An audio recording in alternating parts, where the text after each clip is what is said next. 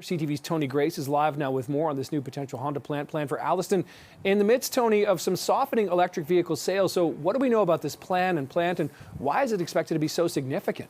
Yeah, Nick, good morning to you. It is expected to be so significant because this would be the third EV battery plant in Ontario. Remember, you've got two already in the works in southwestern Ontario, Stellantis and Volkswagen. But as you mentioned, comments from the Premier alluding to the fact that this would be double the size of the investment Volkswagen is making, which is $7 billion. So this would be closer to the neighborhood of $14 or $15 billion in Alliston. Look, they've been building vehicles for years at Honda in Alliston, and a couple of years ago, there was a big announcement regarding hybrid vehicles, and that's when these talks all reportedly kicked off, with the province of Ontario trying to lure Honda into some EV production here in Canada. So the sources are telling CTV News and the Canadian press that this would not only involve producing electric vehicle batteries in Alliston, but also electric vehicles. So we would be looking at an end-to-end EV supply chain in the province of Ontario, and that is why this would be significant, even though, Nick, it certainly comes at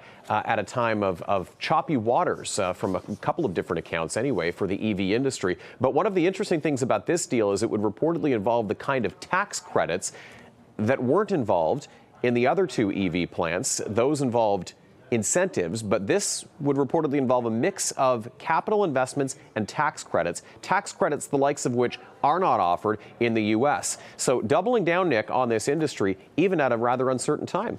What are those numbers looking like, Tony, when it comes to the signals that EV sales, in fact, are kind of cooling here rather than taking off? I mean, we only have to look to Tesla to sort of gauge the temperature on this recently. Of course, the sales have slowed in general, but Tesla announcing a 10% workforce cut this year. Of course, their stock is also down significantly. And then we also have another signal in the fact that Ford Motor Company, Nick, of course, which is planning an EV facility in Oakville, has announced that they're putting that on hold for 2 years. So there are signs of the industry kind of cooling here at the moment. But obviously, according to all reports and indications, Honda preparing to double down on this being the way of the future. And this whole idea of there being an end-to-end EV supply chain in Ontario sort of being sold as the bigger picture here and the way forward as we shift to this greener method of transportation, or as the idea is to switch to a greener method of transportation anyway. Lots of investments being made, Nick, hoping that the bigger picture, the longer game,